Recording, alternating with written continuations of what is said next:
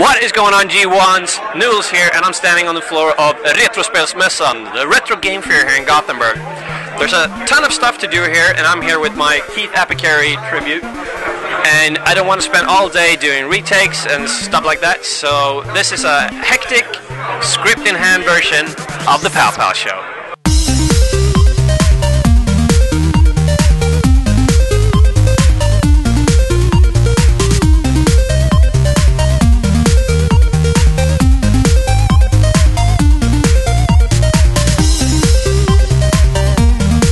The Swiss law that we feared would ban violent video games in Switzerland may not be as bad as we thought it would be. In fact, according to politician Evi Aleman, only about 12 games will be affected by this. They also want to institute something above the PEGI rating system to make sure that mature games are not sold to minors. Keep in mind that this is coming from a country that allows 16-year-olds to drink beer. On a list of the games that would be affected by this ban, we had something like Manhunt and Mortal Kombat. Oh, come on! DICE, the Swedish developer behind such games as Bad Company 2 and other games in the Battlefield series, say that they do not want to charge for future DLC content. EA, however, has not commented on this and basically says just no comment, we can't comment on it. So if things starts costing from the Battlefield series in the future, do not blame DICE because they don't want to charge for it, blame EA because they are greedy bastards. It was only a matter of time before someone found a loophole about this whole PS3 other OS thing. A European Union law has granted a partial refund for people that bought a PlayStation 3 from Amazon, stating that the product does not contain the same functionality as it did on the state of purchase. The iPad has been delayed for its European release, so those of you that already have an iPad, you can keep loading until the end of May. Game UK is hopping onto the Let's Try and Not Get Sued bandwagon, putting labels on all their used games stating that the DLC may already have been used and or may not be included. Poopin' to Save Your Game has been dated for Europe, as No More Heroes 2 has got a May 28th date here in Europe. Also, Demon Souls are on its way to Europe, but not until June. So I guess volcanic ash is the cause.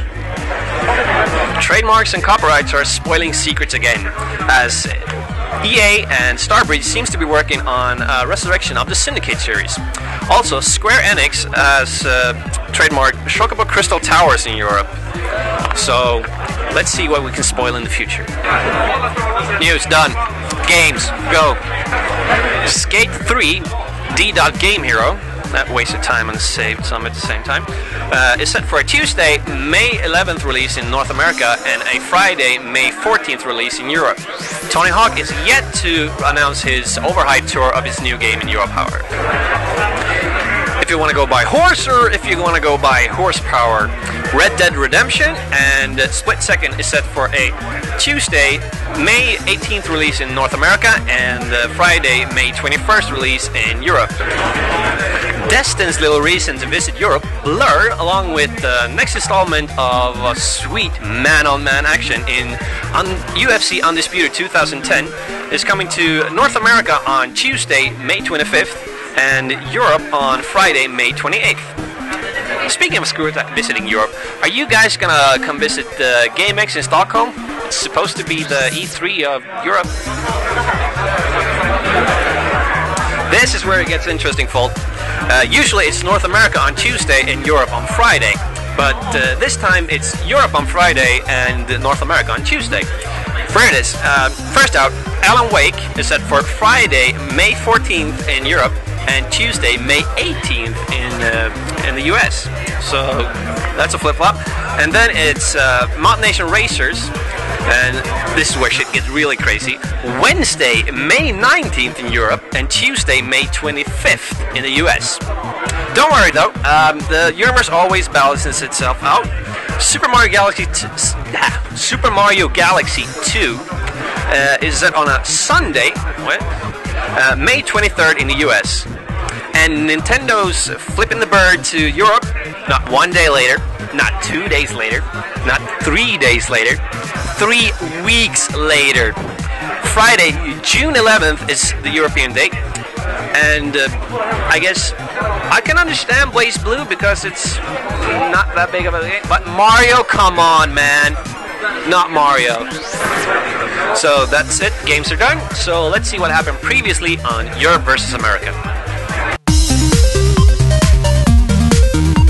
There once was a little Super Nintendo game by the name of Chrono Trigger that's got a release in North America and Japan in 1995.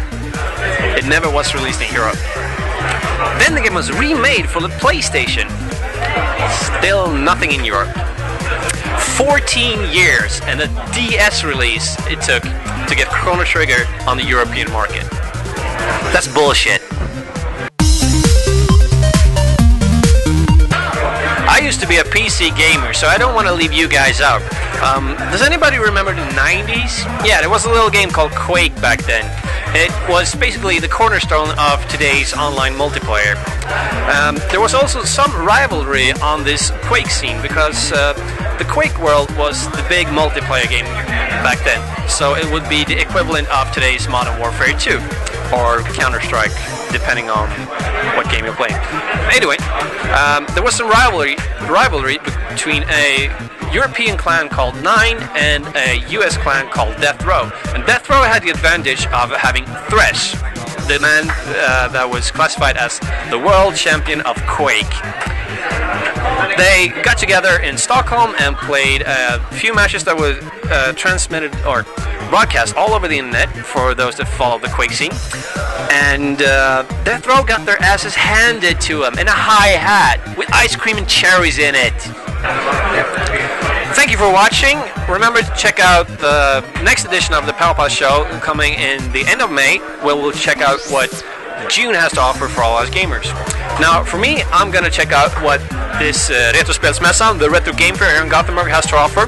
So until next time, I'm Noodles, and I'm your pal.